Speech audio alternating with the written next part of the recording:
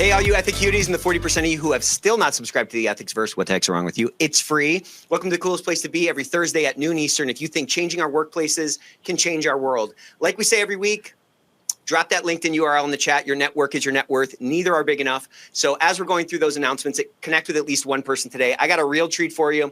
We are talking about HR and compliance. We're going to be talking about moving from frenemies to actually friends. How do you like that? So we're going to be talking about merging forces for a Powerhouse alliance.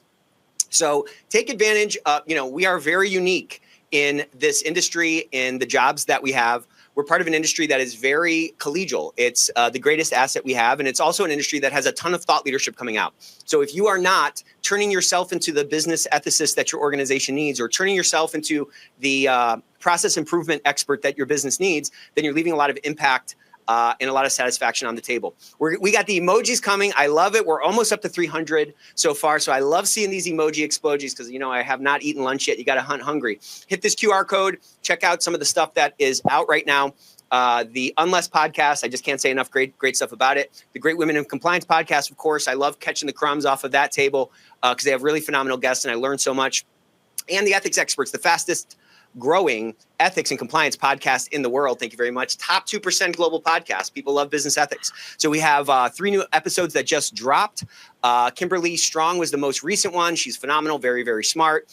Again, we just try to have conversations. We want to feed this market because we're really at this exciting inflection point. The next 10 years have the potential to look way different than the last 10 years, but we have to do things different. And that starts with our mindset, and that starts with what we are feeding ourselves. So if you're not feeding yourself, you need to.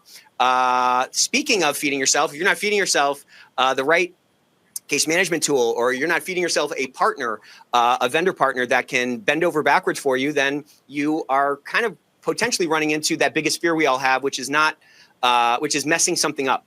So the Ethico ecosystem is your answer to that. Check out our G2 reviews if you want to see how we stack up against other people. If you want to hear firsthand how what verified users have to say about being part of the Ethico family. And if you have a contract coming up or you're hitting some frustration and you feel like that, the love is gone, right? You feel like the vendor partner that you married is not the vendor partner that you wake up to every day anymore, and you want to see what else is out there. We got a nice promised land promotion for you. Everyone's talking about it. Up to a year free with some restrictions and a 15% discount. So if you wonder how much it costs to have a next-gen tool that actually connects, that actually drives twice the engagement, twice the risk intelligence from the workforce, twice the proxy reporting from middle managers, and can really show the effectiveness of your program to let you sleep well at night, well, check it out. We might not be right for you, but I guarantee you that we will help you get closer to that right decision. So Promised Land promotion is here for Ethicsverse members. And of course, guess what else is here? The Ethico, world famous Ethico book giveaway. We are featuring Business Psychology and Compliance, really a phenomenal book. Cuts right to what the issues are that we deal with every single day with a lot of great frameworks, a lot of great tactics. Again, you got to feed the monster here. So we're going to be giving away 5 of those today. You don't have to pick this book. We have a whole library of other books to give away. We have Christian Hunt's book. We have Hema Lomax's book. There's dozens and dozens of books in the Ethical Library. So keep those comments coming. Drop those tactics in the chat. A lot of you, this topic is going to be near and dear to your hearts because a lot of you can't do your job without the great relationship that you have built with your HR counterpart and vice versa. So we're going to be jumping in here right now. I want to introduce our guests. We have the one and only Tina Tolliver. Let's give her a warm Ethicsverse welcome. Tina, how's it going? It's going fantastic. Love being here today and sharing again our insight on this important topic. And we also have Melanie Helm. How's it going, Melanie? It's going great, Nick, and thank you so much for having Tina and I. This is just an opportunity that we are really excited about because we actually cooperate and collaborate. Look at that, 2 unicorns. I got 2 unicorns on the Ethicsverse today. All right, let's go ahead and dive right in to the topic. And Melanie, why don't you give us a little rundown of your HR solutions? I'm sorry, I almost skipped this for you. Oh, no problem whatsoever. So I provide consultancy for smaller businesses and specializing in manufacturing, in HR law, compliance, employee relations. And I also am very skilled in complex investigations, and I'm often called in to handle those. I love helping you problem solve, and I'm a common sense solution. It's just who I am. I love a common sense solution, yeah. Very good. So let's dive into our agenda. for today, or here's our cover page. So we're going to be talking about HR and compliance, merging forces for a powerhouse alliance. So why don't you frame out for us the shape of the conversation, what our agenda is, and we'll dive right in. Absolutely. And so, one of the things that I actually, and how this kind of came about was last year. I was participating in a Women in Compliance conference, and I was facilitating this roundtable for after the first day. And in that roundtable, there was just probably about 20, 30, folks that were sitting there. And we were talking about things that were happening in our industry from a compliance and that kind of perspective. But then, what are the things that we're not talking about? And so what came up, and it was, out of a handful of those individuals that were sitting there and saying, how about talking about our relationships with HR? I was like, oh, that's probably a good, item to kind of talk about. And then I went in and I was doing a little bit more research. And this is something that's been out there for about 15, 20 years, that there has been a little bit of a stigma between these two departments. And I mean, I've experienced, good, bad, and indifferent, through my career. So we really wanted to kind of bring together and give you somewhat of a framework, talk about, again, these things as far as what we can make and do better as far as being able to have that collaboration with HR and compliance, and then talk a little bit about, again, how we've done it, how we see that it, as far as having some good practices, and hopefully being able to kind of give and glean some ideas for you to kind of take away. Because I know whenever I participate in any of these types of workshops, and that is that I always come away with a good idea that, it may not necessarily been talked about, but something in there kind of gave me that little, idea off the cuff. So hopefully that's something, again, that you'll have as a takeaway today too. Yeah, I mean, just kind of exposing ourselves to more conversations like this, exposing ourselves to these different perspectives allows this goal seek tool that we all have in our mind. Our mind is our goal seek tool. It allows it to make some of these connections that we can start implementing right away. And again, when we're in a game that is a game of inches, where we're in a game where we're battling for, new real estate in the hearts and minds of the workplace, we have to continue that, we can't take a day off on that front. We have to continually try new things. So I'm real excited to dive in. So let's kind of start with the compliance and privacy wheelhouse. Yeah.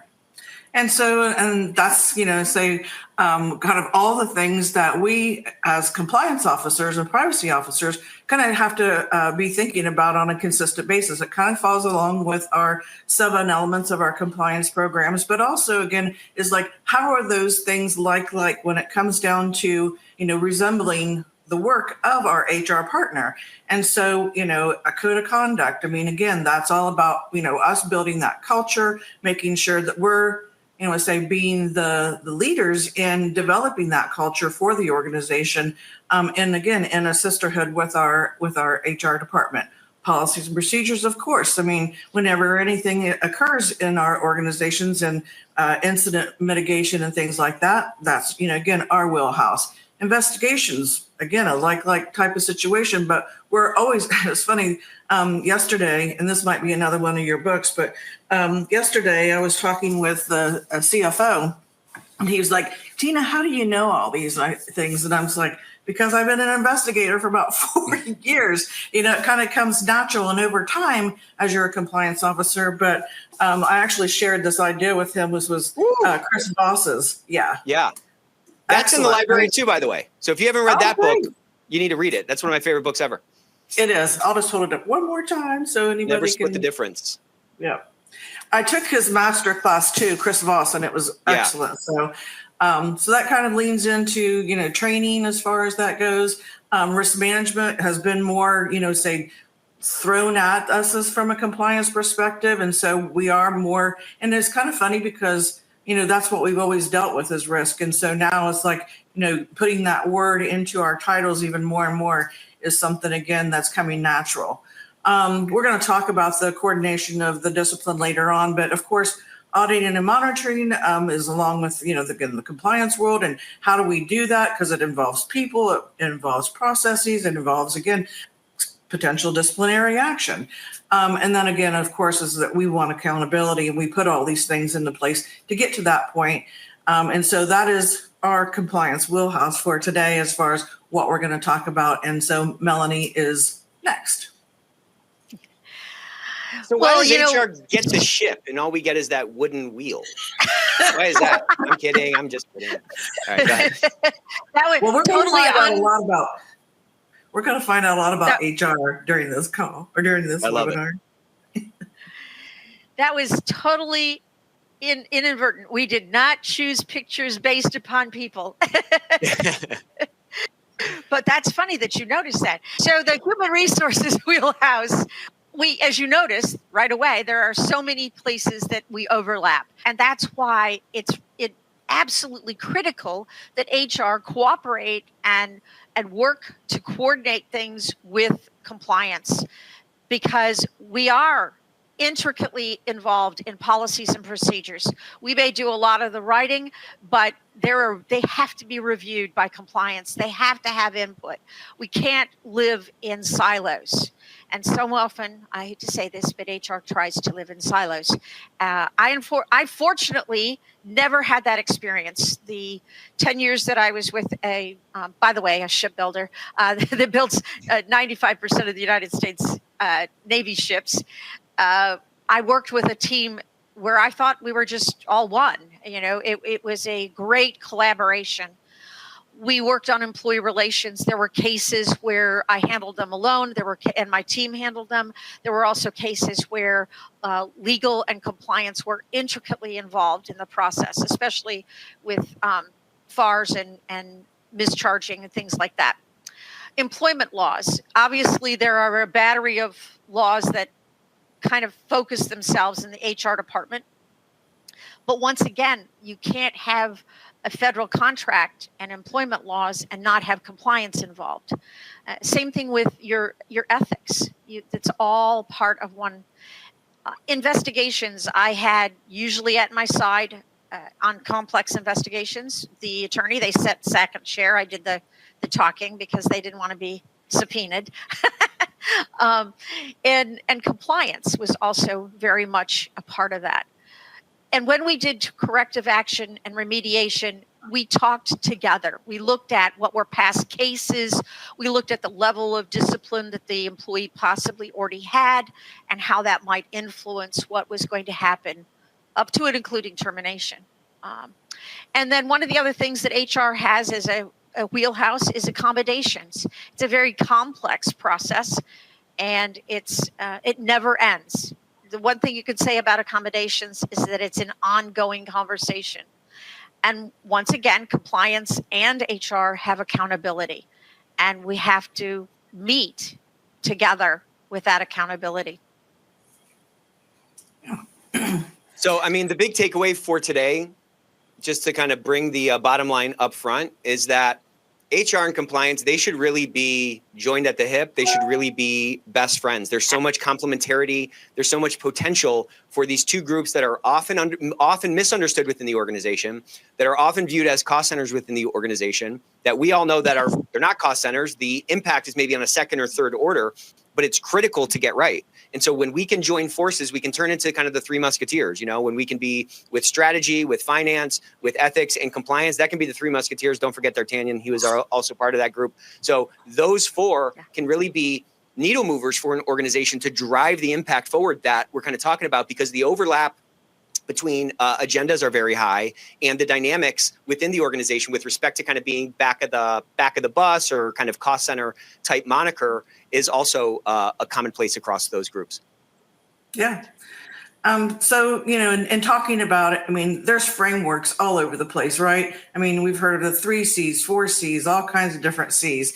And so, but in order for, to put some of those, and I say soft skills with our other technical skills, we wanted to be able to put this together from a collaboration and then the communication and connections framework. And so that's what we're going to do today, as far as just the 3C framework for HR and compliance to come together.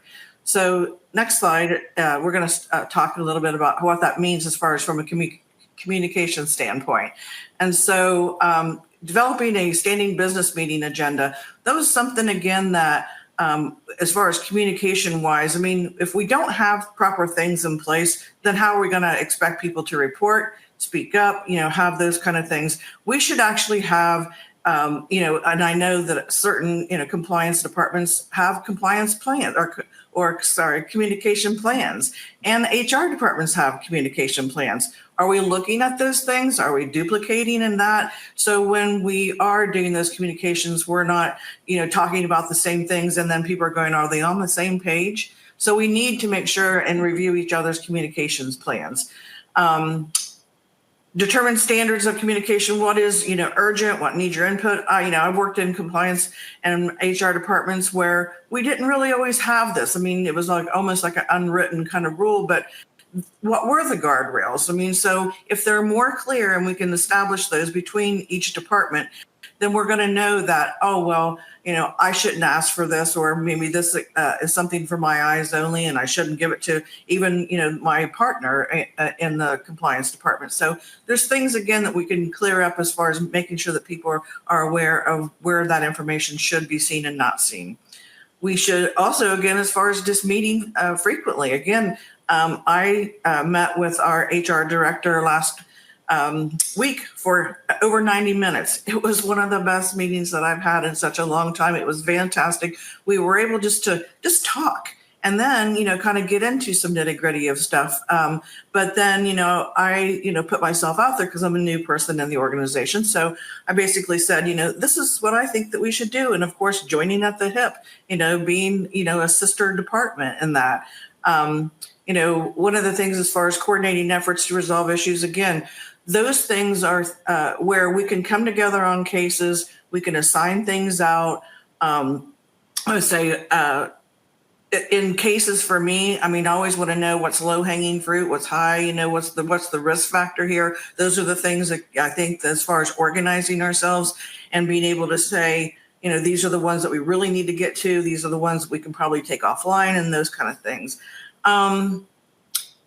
Establishing systems and workflows for incident management. We're going to talk about this over and over and over because this is kind of where, again, we have to kind of come together on about that investigation process. And Melanie and I kind of went back and forth, again, of all the things that we can do during an investigation and why we need each other and that. And so, and then knowing who is doing what. So there isn't any redundancy because if we've got this person over here going to talk to this person and someone in compliance is going to go talk to that person too, we're going to aggravate that individual. We're going to not get probably the best information out of them. So again, let's align ourselves with in that incident management workflow and how those assignments are made. Discuss pattern. Oh, sorry. Yeah. Quick question here. And we're maybe going to get to this, but Cynthia shared something that I think is maybe appropriate for this or maybe for this section. Thanks for this question or this comment, Cynthia. She said, I've always had a bit of resistance from HR in collaborating and working together with compliance. They're very stuck in their lane and territorial. I'm trying to break down those barriers and the silos by chiseling away at them bit by bit, but it's really challenging. And I don't think that that's an uncommon sentiment. I think this is why there's been so much interest in this session in particular, Yeah. And that's, again, perfect as far as, some of the experiences that I've had.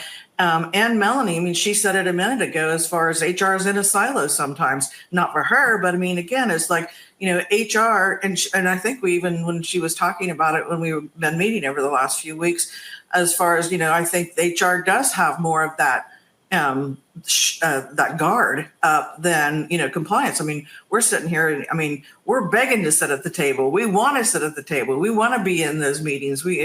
And so how can we better do that? As far as, again, getting in there, meeting with our HR person, doing lunch, talking, just, getting to know each other too, in our styles. So, and the last bullet on here is basically to discuss those patterns, because that's another thing is two heads are better than one. We can communicate, again, how these patterns are giving our systems and that headaches and whatnot. And so, and this is another area in which I think that OIG says you need to do your risk analysis. Well, discuss these patterns or increase in incidents is your risk analysis that you can do in these bits and pieces that you can show that it's organic. It's not just that one stop in time for you to be able to have a risk analysis occur. So, you're meeting a little bit, I would say, different letters of the guidelines and the guidance that we have. And so that's, I would say, how I can say as far as doing more communication and working with our HR partners, as far as just, again, any and all what we can do as far as being there for each other. So. What's funny is, like, if you find yourself in kind of a siloed organization, what I found is that the inside of one silo looks just like the inside of another silo. And so many times that siloization that you might be experiencing is really a function of someone feeling overwhelmed. They're feeling like they're putting out fires and they're just in that kind of reactionary mode. And I think that speaks to what I think is the biggest mechanism to, like, knock down those walls and build the authentic connections with these counterparts that we frankly need in order to do our jobs. It's really about helping, right? That old saying, if you want a friend, be a friend. It's like, well, what can I do to help you? Because odds are there's something within that sort of overlap of your two, circles. There's something probably in that diagram that is maybe squarely in their silo that, overlaps enough for you to help with. And again, that pride, that provision of value builds a lot of that reciprocity that is the foundation for authentic connection. Yep. Agree. Love so that. this is so agreeable. Melanie. Yeah. So I want to go back to Cynthia's question, because as an HR person, first of all, let me apologize for those in my profession who are not haven't gotten the message, because it really is not about boundaries. It really is about understanding what each other's roles are and supporting those roles. So your question was, how do I make that better? How do I change the trajectory of my relationship with HR? And, it may come, in small bites, maybe by asking them to the table. If you do not have a standing business meeting, make sure that you do have one, so that I think we're on there we go, the collaboration there, got on the right side. Thank you. If you don't have that meeting set up, and the reason that we said standing is because too often, if it's like, oh, well, we'll meet when we need to, whenever you need to meet with me, give me a holler. And then time goes by and we stop the communication process. And so if it's a standing meeting, even if it's, a 15 minutes, you got anything new? Nope. Yesterday we covered with you by phone what was going on, and you just have those frequent and consistent, maybe that could be another C, consistent parts of your communication. So try that. I think that also Tina mentioned, go to lunch, do something that's outside of the realm of an investigation. Share with them maybe a new policy that you're working on and what their concerns might be in terms, and this goes to collaboration. And I love this first bullet, that it implies shared ownership. And that's the key, is there is a shared ownership of what HR does and what compliance does. And that we both have the same interest in the outcome. There's no difference. We're both working for the same organization, I think. I tell my clients we should be. And then designing training. Often the skill set for training design, curriculum design, is housed in the HR department. But that can't be done without collaborating with your compliance team in terms of what they need to have accomplished as part of that training. You can't do it alone. Otherwise, you can, I can create training plans all day long, but it may not meet what compliance needs. And one of the things that we always did when I was in corporate America, and I still do it with my clients, is review your policies and procedures and look at your handbook. Look at how things have changed in the landscape that we have right now. What's in your system right now? What's in your policies and procedures? And, you may not tweak anything, but you may find that there's some serious things that need to be addressed and changed. designing together the methodology and approach for disciplinary actions. And Tina and I spent a great deal of time talking about this with one another, because HR sometimes has previous discipline on an employee that may not have involved a compliance issue, but they still have discipline in their file. And so if we don't share that, if we don't collaborate and let them know, let compliance know, oh, wait, by the way, this is something else that's in the file, you leave them without the full picture. And you can't collaborate unless you're sharing ownership. So that was one of the things that we spent quite a bit of time on, talking of why that has to happen, and maybe explaining that to HR. Yeah, and I just wonder how a compliance person can better overcome that, right? Because there's some resistance there. Like, let's just zoom in on the disciplinary action, sort of like correspondence or coherence, sort of across these different groups. Mm-hmm. It makes a lot of sense, of course, that this should be consistent. We as an organization, our deed, we want our deed to follow our word. We want people to have the same experience. We don't want any of those kinds of issues. And yet, this is not the first time I've heard about the struggle in making sure that we're on the same page with, our approach to, applying discipline. First of all, like, why is that a particular issue that seems to be a push point?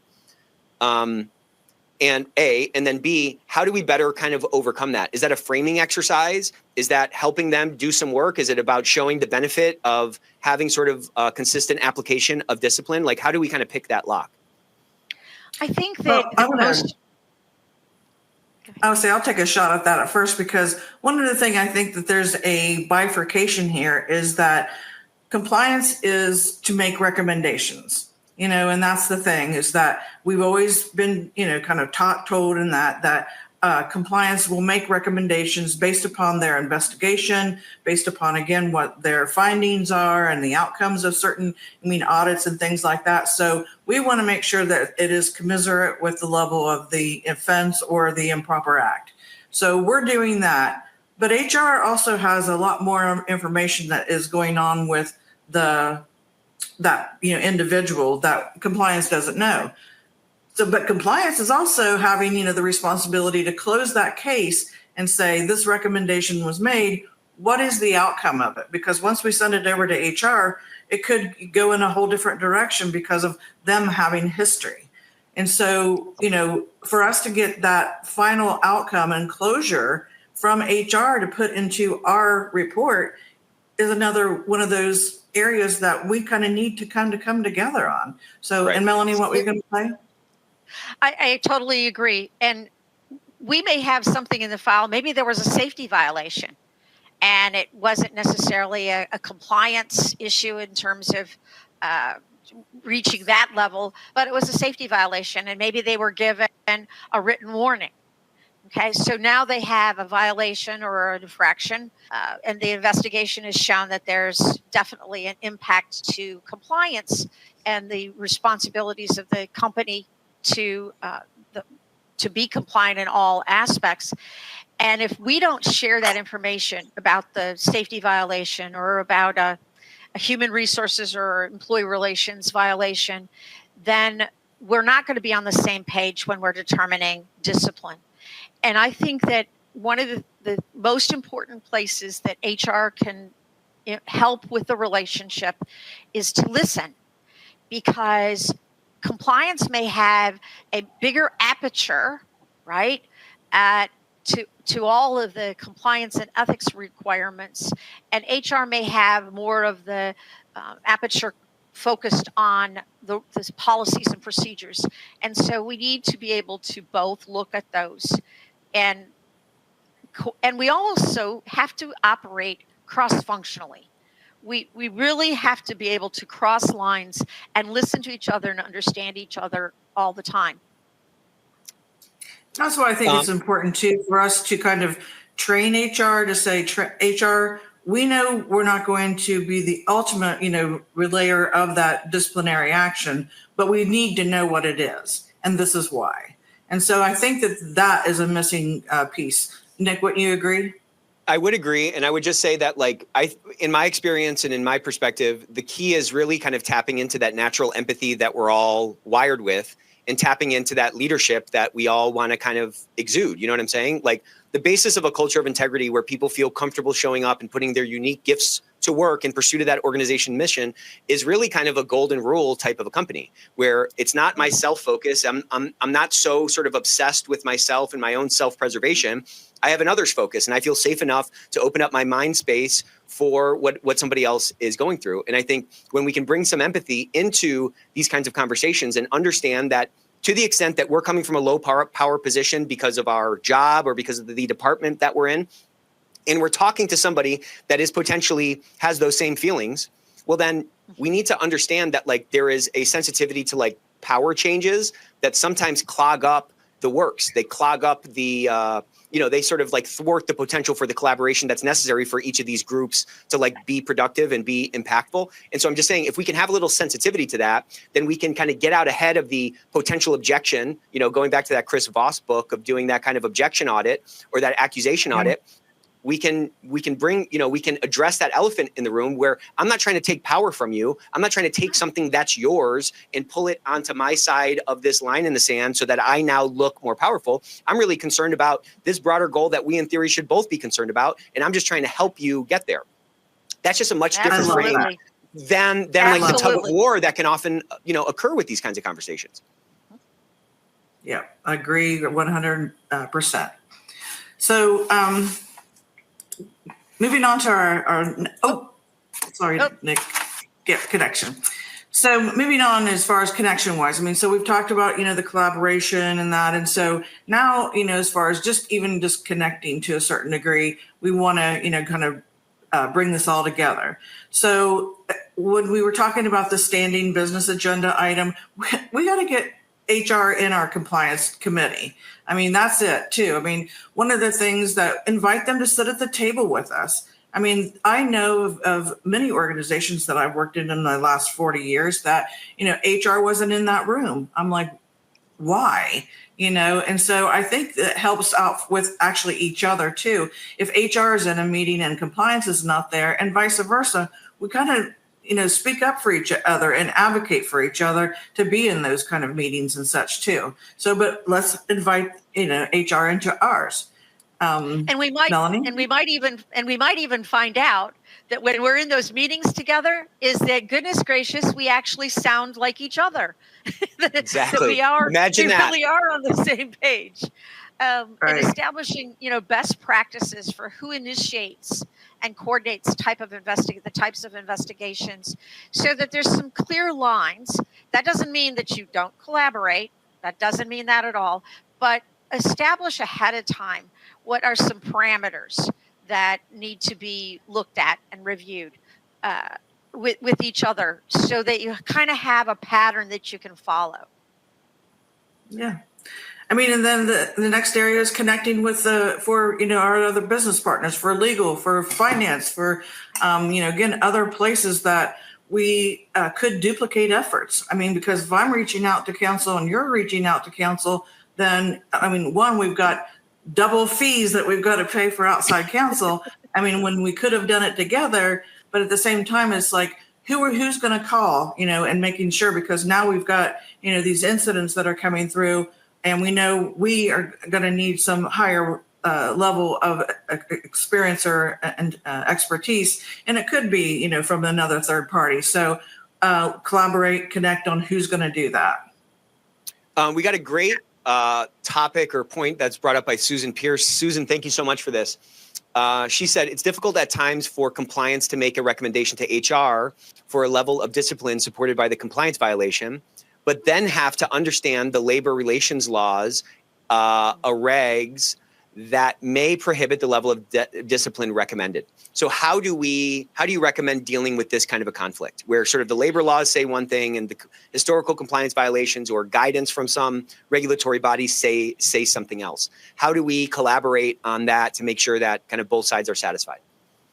So I think that that's an important piece, especially, and I've dealt with labor relations and negotiated union contracts as an HR professional over the years. And one of the things that it is a more difficult piece of HR for other outside organizations to understand because it's its own separate entity. It's got its own rules and regulations, and you have to really understand what that labor agreement says.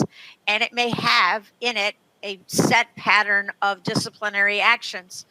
The best thing once again, is collaboration, is to bring the labor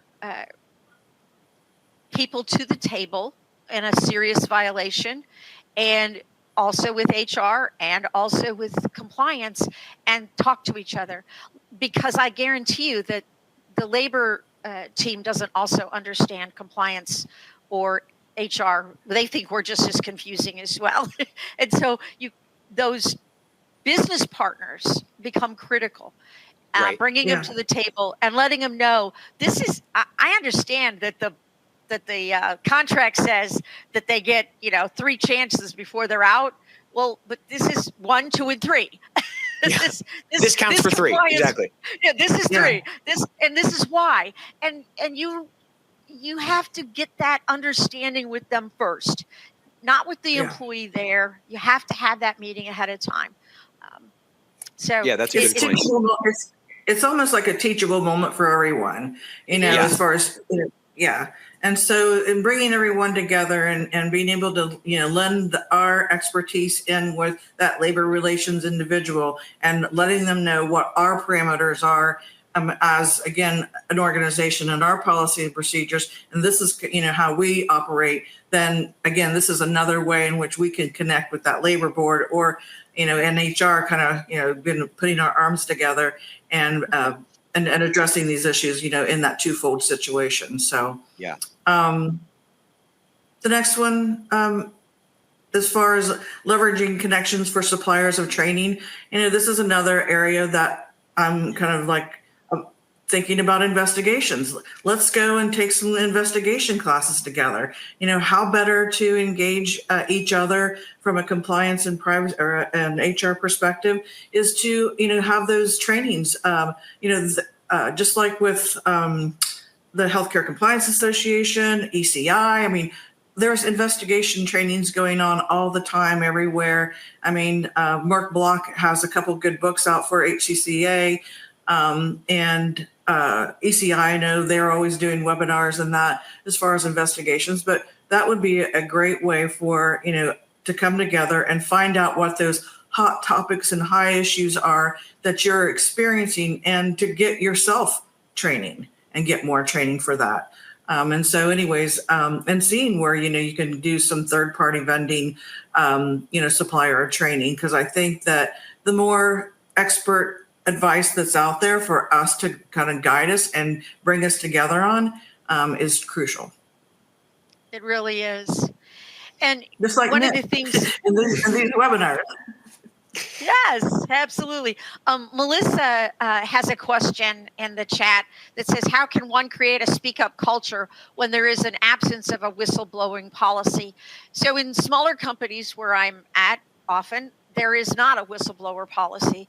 And so one of the things just recently that I suggested to a client I'm working with, a CEO, is for us to buy banners that say, see something, say something. It's a very simple sentence, and it happened actually as an outcome of a product being delivered that was not up to standard.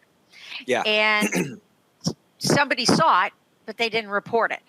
So it wasn't a violation of compliance, but it starts that speak up culture so that people are comfortable when they do something on a small level, that when they see something on a huge violation issue, that they are comfortable in doing that. So HR or compliance, you can encourage banners to be used, flyers to be used if they have an intranet system where the employees can see things on the web page for the that talk about speaking up.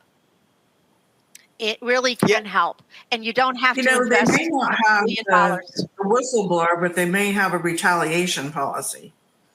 So that's the other thing. It might be buried in a different policy. So make sure you're not, let's say, leaving that unturned. But like a Absolutely. speak up, like a whistleblower policy or an anti-retaliation policy are not prerequisites for a speak up culture. You can have a speak up culture with your kids, and you probably don't have a policy book with your kids. It's from a recurring message, consistently persuading people to speak up. That's really what I think the basis and the foundation of a strong speak up culture is. It's people believe, regardless of the policy, maybe they haven't read it in 3 years, but they believe that their voice matters, and they believe that there's going to be protections for that. And to what you said a couple of minutes ago, Tina, we must then, if we want to reinforce this thing that we're claiming that we care about with banners or with middle managers or just, through kind of like the grapevine, we must take advantage of every opportunity, every teachable moment that there is, whether it's between departments, whether it's when somebody speaks up. Addressing somebody speaking up about something when they're going out on a limb and reinforcing that with some kind of positive reinforcement does a lot. It sends a really clear message that, like, okay, these claims that the organization is making are real. I can stand on these claims. I'm not going to fall through the ice into the water. You know what I mean? Yeah.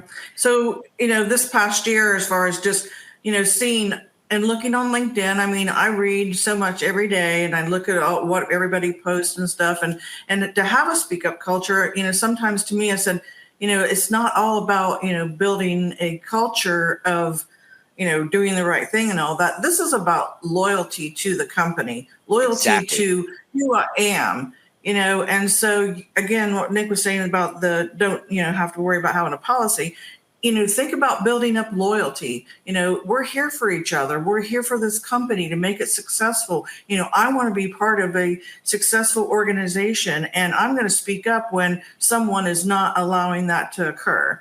And so I want to say, let's build a loyal culture. And then that way, again, speaking up will be second nature. Yeah, that's right. Yeah, it's sort of automatic at that level. Yeah. Yeah.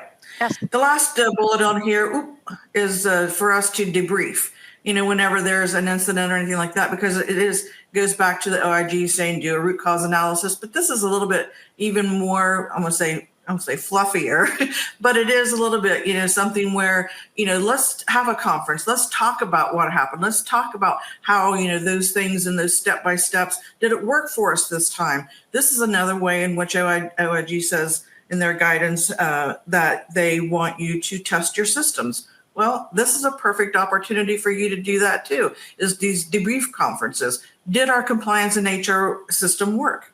So, again, let's get credit where credit is due, and then let's connect and do these conferences where we can get on the same page and we're learning from each other and we're able to make ourselves, into a better process and procedure because of that. I love that. As we transition to the next slide, I want to share this comment from Paula. Paula always has these little gems like this. So she says, as a compliance professional leading ethics and compliance, I like to think of the relationship dynamics in terms of aviation. The company is the plane, HR is the pilots, E&C is traffic control, managers are our flight attendants. Without everyone working together, the plane/company won't be able to land safely where it needs to be. And I love that picture because it takes all of those parties really doing their jobs appropriately in concert in order for that experience to be right, That's awesome, Paula. Yeah. We'll use that as our next set of slides. Please be sure to reference Paula, give her credit. Okay. Yeah, absolutely. I mean, I've heard of compliance and that being a ball field or a game. I mean, we've got a referee, we've got a coach, we've got a team. I mean, I've heard about it, being a part of a house. You've got all the makings of a home that you have to operate. So, whatever we can come up with that we can relate to our audiences, our employees, our staff, our communities, or whatever. I mean, however we can shape it and make it into something that's relatable. We've won. We've absolutely won. Yes, we have. And that's the bottom line is the win. It's not about who wins, it's about winning for the company. So the next slide that we've got on right here now is, and then a compliance or an HR event occurs. And we come to full stop, right? We have to leave our wheelhouses. We have to stop working independently, and we have to work in close collaboration to ensure that we can show to the monitor, if it gets to that point, that we have actually worked to find a solution. So one, it doesn't happen again. Two, that we mitigated it at its closest, quickest level, and that we showed that we worked in collaboration, because that outcome will be so important, and it's a really huge visual for employees when it becomes a full stop event, right? It's in the news, right? Your employees are hearing about it, seeing it. They may even see people on campus where you are at your company. And so the communication process has to be very visual, and they cannot see barriers in relationships between the key components of solving this problem for the company. Okay. All right. So when we do, again, merge at this juncture, I mean, there's a few things that we could, these are our takeaways in that. Of course, we're going to share our expertise. I mean, I don't know of any woman in compliance, and sorry, guys, or woman in HR that are not going to bring their all faculties to the table, because that's, again, who we are. That's our personalities that we have. One of the things that I love sharing here, too, is that I don't know, and there's another book, so sorry, is that Clifton's Strengths. This is something that I'm sure a lot of you have done. Deb Henley Sabatini, she turned me onto this in my team probably 6 years ago. And I love this book. As far as telling me what my strengths are, we're not talking about weaknesses. We're talking about, again, what those are. So, going through this, one of the areas in which, my strength is responsibility. And in this book, it basically tells you how to work with people with responsibility. So when you have that expertise and you know exactly what their strengths are, then you can use those kind of pieces in order for you to have, Tina do this and Melanie do that. And so, she's a better interviewer. She's a better, documentation reviewer, those kind of things, and how we can, define ourselves and refine ourselves, in these processes when we merge together. Also, as far as on-site HR, when we do investigations, everybody knows, and if they don't, you don't walk into an investigation by yourself. Right. We are, like I always say, we're not like CSI, we're on more than an hour, and, we've got, but we only have a small team, and, and you think about it, and you look at those shows or you see those shows, that's kind of, there's not anybody that's going into a house by themselves. Otherwise, that there's going to be a bad outcome. Exactly. And so, and that's kind of, another one of those, again, dimensions that we have to keep in mind for ourselves. Ensuring the proper documentation is preserved. Again, we're merging together who's going to house what, when it comes down to, having a good case management system. And, Ethico, I just want to say I'm a firm believer in Ethico. And so as far as, having a good case management system, being able to have a repository, have a good process and having HR sit at the table.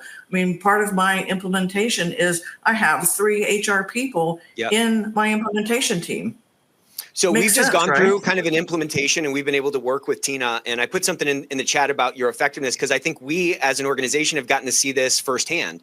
You are a big tent person. You are obviously a high responsibility person, but you're also very relational. And you could tell on those calls that you had done that pre-work and you had built those relationships. And those people weren't just on these calls like as a check the box thing. They were part of the brain trust that was making sure that the tool that was not just for compliance, but it was for the whole organization, because it's an enterprise-wide disclosure tool. It's about getting risk intelligence across the whole organization, which, again, finance cares about, which HR cares about, compliance and ethics, of course, care about. This is a tool for everybody. And I'm just saying it was really kind of a black belt kind of, I got to see kind of a black belt in action. And this is really what we're talking about all the time. We have to get the voluntary participation of these other groups if our initiative is ever going to kind of, have legs and, make that impact. Yeah, absolutely. And employees will know if you're not getting along. They will 100%. know, they will sense. Mom and dad are fighting, yeah. Exactly. And it's up to us as the organization legs on the bottom of the organization to make sure that we are communicating and it's on supporting us, one another. 100%. It's on us. The best time to start is, a year ago. The next best time to start is today. So if there's any fracturing in the relationship, you have to pull that responsibility into yourself. You have to employ your high agency and start taking some steps to fix it. Everything can be fixed. Jennifer has a phenomenal comment here. Jennifer, thanks for this comment. She said data analytics that demonstrate trends in our investigation/issues cannot be achieved unless we combine our data. There is oftentimes a real hesitation on the part of HR to provide that information to compliance. And so what do you think about that? How do we overcome it? As you're thinking of your answers, I'm going to give you the answer. Just kidding. From my standpoint, I think that resistance is usually coming from some kind of place of fear, some kind of place of self-preservation. And so if you haven't shown yourself to be an ally with HR and you haven't shown HR, the average HR person in that department is like, yeah, compliance really has my back. That's where I would start. Because if we are truly wearing the same jersey and we truly do have the same goals of building an authentic culture of integrity, well, then there should be no reason that we can't clear up whatever misconceptions are in place. But it seems to usually be rooted in some fear. What would you add? I would add that compliance for HR, we've been historically there for 100 years, and compliance is a newer player on the playground, and sometimes we don't play nice. And so we have to, sorry, but it's true. And so we have to get over that ourselves as well, because that compliance isn't going away. It's only going to get more and more important. And so if you really want to sustain your position and place and power, if that's what it is in your organization, it is going to be through collaboration, not through isolation. Yeah. Correct. And also, I think it kind of comes down to knowing your lane and knowing what's in scope for you and what's in scope for them. Back to Tina's point from the beginning of the episode, a true understanding of where those borders lie and where there's opportunity for overlap and where, you should kind of mind your own business, I think is important. Kurt, who's a freaking genius, he's going to be coming on the podcast soon. Listen to this comment. E&C should investigate, but should not recommend discipline. Other corrective actions, yes. Leave personnel discipline to HR and management. E&C should be concerned only with fairness and consistency across similar violations to ensure that the confidential reporting and investigation program is seen as equitable. What do you think about that? I think that's an interesting perspective, and I think that approach has a lot of positive benefits, right? What's your reaction to that? So one thing.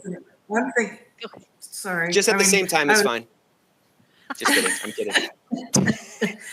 No, I appreciate that, Kurt. And so one of the things for me is that I've never, and I'm just going to say, I've never had that one-on-one feeling with HR that they're going to feel the same that I am, as far as disciplinary action. And that could be, a bias of mine, or again, something that has grown for. So when I'm, doing recommendations or providing or advising on recommendations for disciplinary action, I'm making sure from my perspective that it is consistent and commensurate with the offense.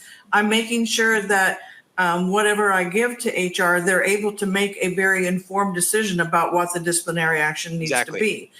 And so if I know exactly what that disciplinary action is, which, the next to the last bullet is something that, kind of comes up a lot of the time, is privacy is a little bit different. And this is a good example actually, and segue into this, is that, privacy has these different levels of offenses, because you can have incidental exposure and access all the way up to, improper access and taking someone's information and using it, for your own personal, benefit in that.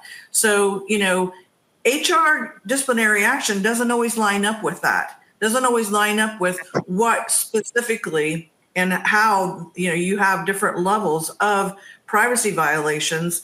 Because I have a level 4 system, and I've had it forever. And I'm pretty sure that a lot of privacy officers do, as far as what constitutes a level 1, level 2, level 3, and then level 4 is a termination, offense for a privacy violation, because the law kind of, has it. So we have to impose those kind of disciplinary actions for these privacy violations. It's not always going to be what a compliance officer would do or even an HR officer. But at the same time, we have to take that in consideration because we have violated somebody's rights. So I'm just, I'm trying to put some context in there for Kurt in that is that, it's not always, an intention on compliance or privacy to delve out disciplinary action, but sometimes we have to in order for us to feel like it is going to be consistent and it is going to match the level of the offense. And Kurt, I would also say that sometimes HR doesn't even get to do what they want to do or what they believe is the best practice. There are sometimes players involved that overpower or over decide that the level of discipline that's going to happen is not what even HR would recommend or what compliance would recommend. And sometimes we have to accept that. We document it. We put something in place. We put things in place to ensure that if it happens again, what the next step is. And so it's not over until you have all of those outtakes done with compliance and sharing with them that sometimes it's just as frustrating for HR. There's some cases that come to mind, particular that, and I've shared some of them with Tina, where what I knew was a terminable offense multiple times in the event, and what actually happened, we had to change. Yeah. So we only have about 3 minutes left. Yeah. And so, we kind of filled up this hour really quickly and with a lot of good information. So, the last things here, as far as, you guys can, hopefully we'll get the slides and that you've already have or going to afterwards. So you've got a little bit of this information to take with, are there any other questions that we can maybe take while we have about 3 minutes left? Yeah, here's something from Crystal. I've personally encountered what I believe to critical disciplinary considerations to differ with HR's and the ultimate decision/outcome pertaining to the disciplinary actions did not match mine as a compliance professional. The code of conduct supported my thoughts. I could only recommend, and in that situation, the employee was not termed. This is kind of alluding to what Melanie was kind of talking about. So what do we do in those situations? Do you just put that away? You say, all right, well, I guess this doesn't matter? Or is a proper reconciliation a requirement? So I think that if you can't do what you believe to be best, is that you have to document what happened and why the appropriate discipline was not done and what the steps are going forward and talk with one another. There are going to be times when you don't get to have the last say. It's not necessarily effective, but it is. And so I'll think of a harassment case where we were not able to prove that the sexual harassment had occurred. It was a he said, she said. And so one of the things that I put in place was that both of them had to read the policy on harassment out loud to me. And then they had to sign. Did they have to balance a book on their head at the same time or anything? No, and I'll tell you why out loud is because I actually had an employee one time say later they just skimmed it. They didn't really read it when they came back for a second violation. So they read it out loud, or if there is a language barrier, then I read it to them, and then they sign it, and it goes in the personnel file. So that while I may not have been able to have a final outcome or a termination for the offense. And in this particular instance, they did come back 2 years later and did it again. And I revisited the signed document. And this time there was ability to prove what had happened. And a 27-year employee with the company was let go. So we do have there's Marcy. I just want to take your, say, because I feel for you. She's at my organization. We are struggling with HR not informing ethics compliance of the code of conduct reports they receive or the investigations they complete so we can have an awareness. This is exactly what we're talking about today. It's like we have got to make sure that what comes into compliance, if that's, HR, it's going over there.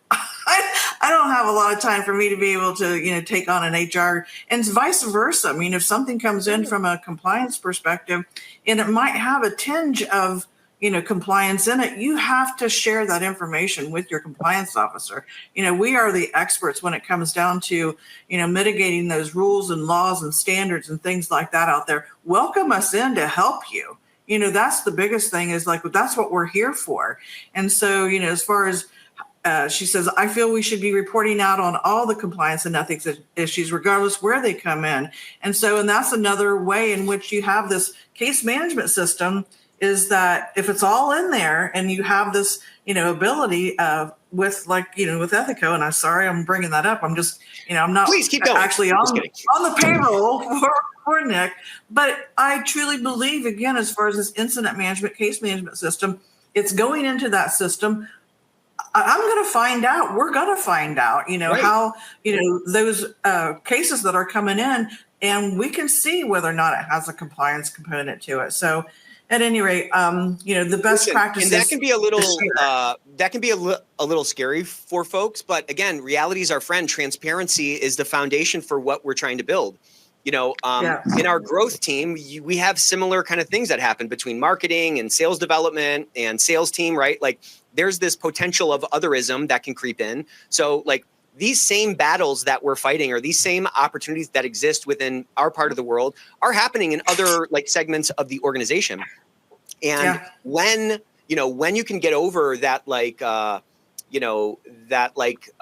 exposure that, some people are, threatened by or something, if you can get over that exposure, it leads to a lot of extra eyes on things. And if the goal is not self-preservation and like not getting fired, but the goal is instead to like do good work and build this culture of integrity that we have a vision for, well, then those extra eyes are all helpful for us to like run faster and so forth. And having a central thing that has everything in one spot that everybody can kind of look at and see adds a lot of benefit and adds a lot of speed to outcome, which is what we're trying to drive at, So this is a phenomenal session. We are over time, unfortunately. This went so fast. Let's get one more emoji explosion for these folks. We're almost at 4,000. I mean, that's a nice heavy session today. Next Thursday, we have another phenomenal session with Matt Kelly, and it is all about beyond enforcement, maintaining a strong case for compliance, which is going to be really well-timed given everything that's going on right now. And if you missed Tuesday, we started these Tuesday sessions, which people are loving. There's a great session that just got pushed to the YouTube channel. And it's all about keep it streamlined, and it's KISS. It's like keep it streamlined and effective or something. But obviously I messed up the acronym there. But check it out. It's really good. We need to be in a continuous improvement mode. We need to be trying new things if we're ever going to live up to this vision we have for ourselves and for our organization. So glad you guys came. Hope to see you next week. Share this with your friends. Keep it a secret from your enemies. And I love you all. See you next time. Thanks so much, Nick. Thank you.